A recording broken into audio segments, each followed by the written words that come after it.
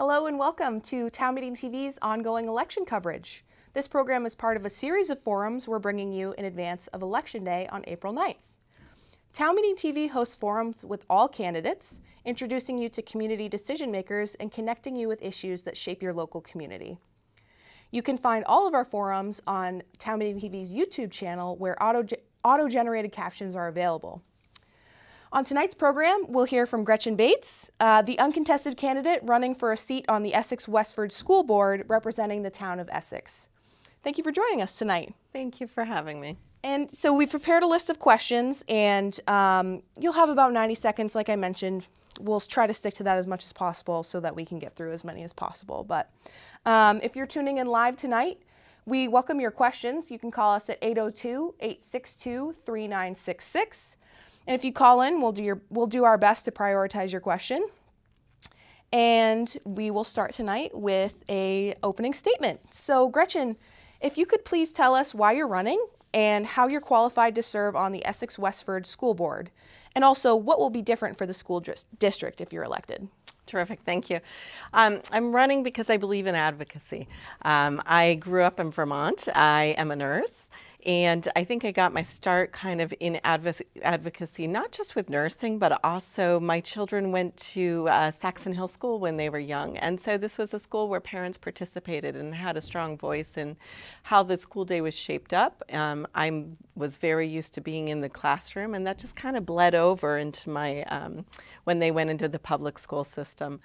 I also have been a school nurse at times, including in the Essex school districts, as well as the Burlington school districts. So I've been able to really be inside the school and see some of the challenges that the teachers are dealing with, the kids are dealing with, the social dilemmas that they're struggling with, as well as the impact of their day and the programs on the kids.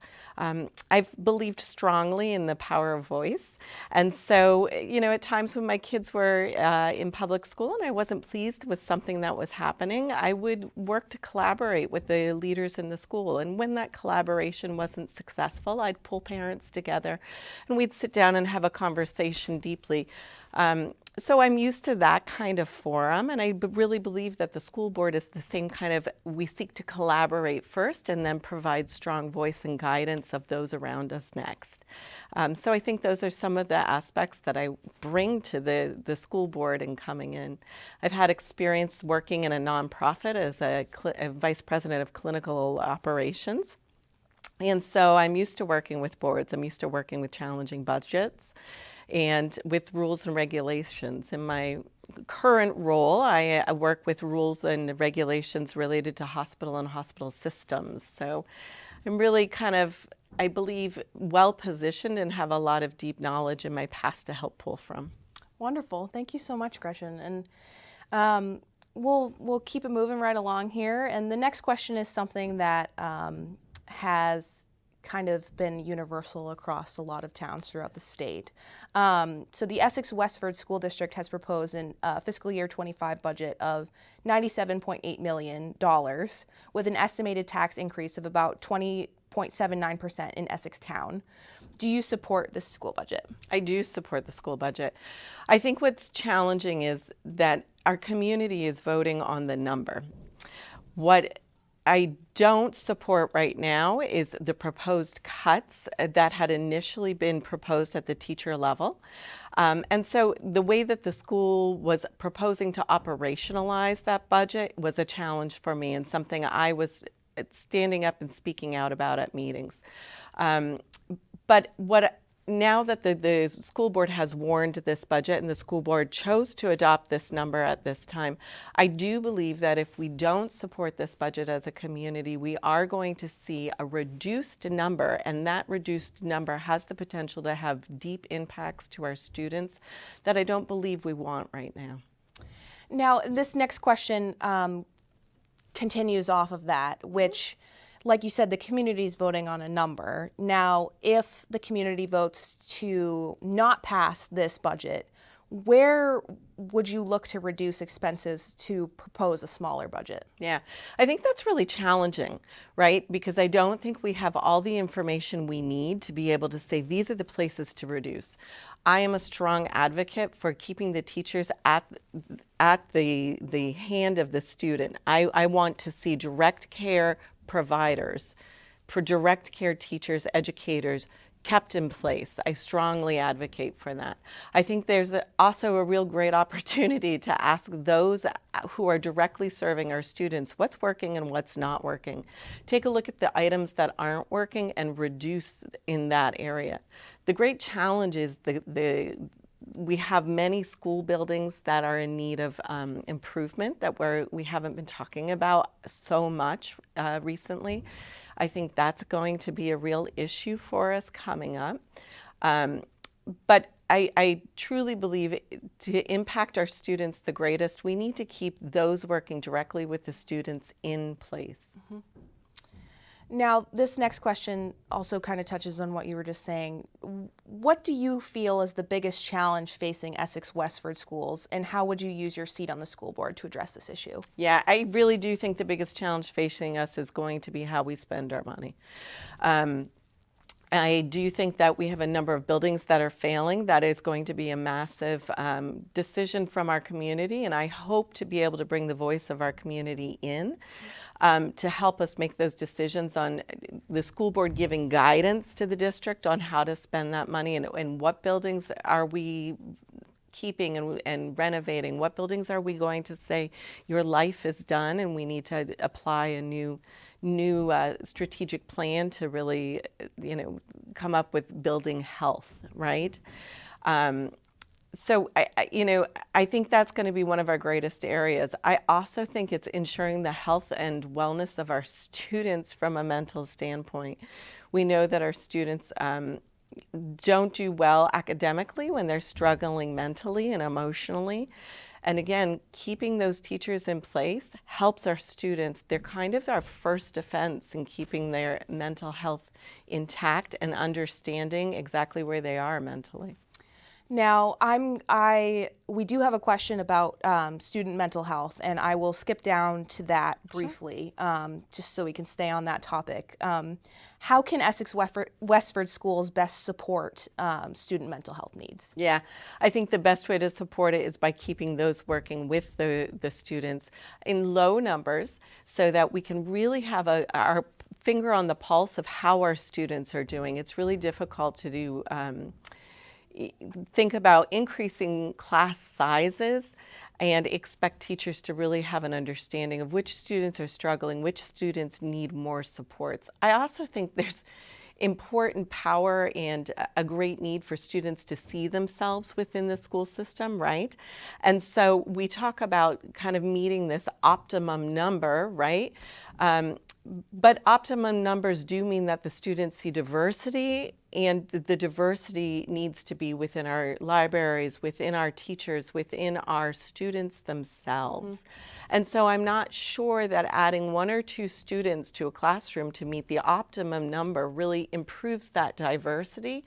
I think it's more about keeping the power of those differences intact and celebrating those differences rather than not celebrating or not having students be able to see themselves within their community and school. Absolutely.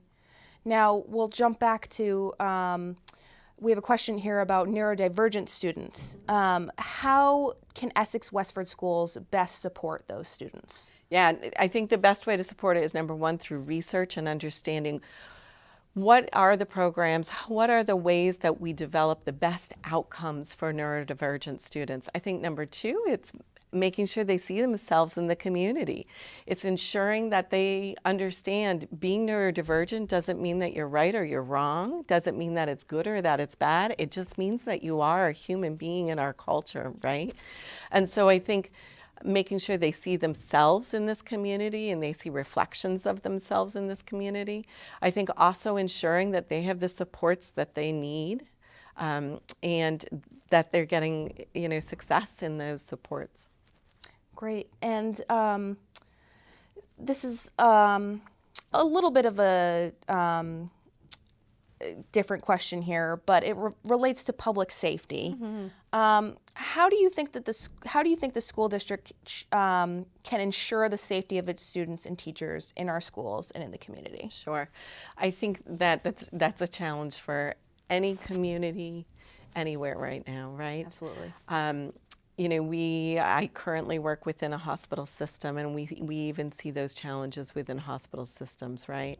The key, I think, really, though, is having a pulse on what the students are doing. And again, I drive back to that message of it is the direct care, it is the direct teaching, it is the people working directly with the students that have the pulse on that. That really helps us to understand what students are dealing with in their homes, where they are emotionally. We'll never be able to safeguard against every possibility, right? But I do think also talking not just about what a culture should be, but also ensuring we're demonstrating we are walking the walk, right? We're showing what a non-harassing culture looks like, right? We're showing what it means to be a community that celebrates differences, right? We can't just have policies that only drive towards that, but we also need to be able to demonstrate that in our actions. Yeah, absolutely. And kind of in a similar vein here in terms of well-being. A big question in schools all over the country lately is teacher well-being and retention. And what do you understand to be the current level of morale in the district? And what is the role of the school board in retaining good teachers and support staff? Sure. I think the morale is suffering right now. I'm not sure that it is just indicative of the school system. I think it is a little bit of where our culture is right now. And so I do think that the school board's obligation is really to help drive the policies and the desires of the community. Thus, we need to be, if our community is saying our most valuable asset is our teachers and good teachers, then we need to be helping to drive that message with our school district. And it is the power of the school board to be saying, we need to put these different policies in place to ensure that our teachers know our community, number one, backs them, number two, sees them as our most valuable asset, and number three really is having conversations with them to hear what they're feeling would help them stay within the district and help draw new teachers into our district, making us kind of the most desired place to work. And we're coming up on the end of our forum here, but we have time for a couple more questions here. This one's in terms of language access. How can the Essex-Westford School District meet the needs of students and family whose primary language is not English? Sure.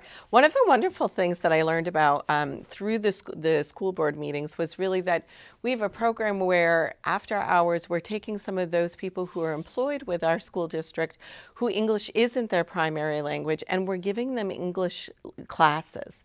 And so in that way we're helping students who English isn't their primary language by impacting their parents, right, who may be working within our school system. It is really through those kinds of innovative programs that help to improve learning, improve education, and also help to keep people within our community who English isn't their primary language. I also think, again, I'm a strong advocate of going right to the people who need the support to understand exactly what they need. I think sometimes when we have a real high-level view and we can assume what people need. So I think there's also great value in going directly to those students and saying, what is it? What is it within your community? What is it within your home? What is it that we could provide? And as a school board, looking at whether that's something we would have the ability to really encourage our district to move in that direction. And this final question has to do with measuring success. And, there are many reasons why this might be the case. But last year's standardized test results suggest that the proportion of Vermont students proficient in math and English decreased during the pandemic and has not made significant improvements since. That being said, how do you measure the success of the school district? Yeah. For myself, personally, I measure the success of the school district through how many students are graduating and going into a trade, into a college, into a career pathway that they are proud of. That's how I really measure the success. I think we also do need to look at standardized testing, but we need to look at it as across the nation, and we need to look at it comparably. We can't take it as a single snapshot. I think lastly, we know we have never been through an experience like we have been through this past pandemic. So we don't know what is the expected time that we think our students' grades will rebound. We are seeing still impacts from the pandemic within hospitals and health systems, even today, that were unanticipated. And I think we really don't have a kind of a measure of what we think we should be seeing after a pandemic with our students' grades. Well, Gretchen, thank you very much for speaking with us tonight. Before I wrap up, is there anything else that you would like to let folks in your community know? Yeah, I would love our community to really be as deeply involved in decisions within the school board as possible. I think that's one of the things that I really will be striving to do with my role, is kind of talking to people and hoping to bring the voice of our community forward, and not just the community members that align with my thoughts perhaps, but also all community members' thoughts. And so hopefully people will feel that they can reach out to me, that they can share their thoughts with me, that I'm able to listen and able to bring their thoughts forward. Well, thank you so much, and thank you to our viewers for tuning in to Town Meeting TV's ongoing coverage of local candidates, local budgets, and ballot items. You can find this and many more forums on Town Meeting TV's YouTube channel, and don't forget to vote on April 9th. Thank you for watching and sharing Town Meeting TV.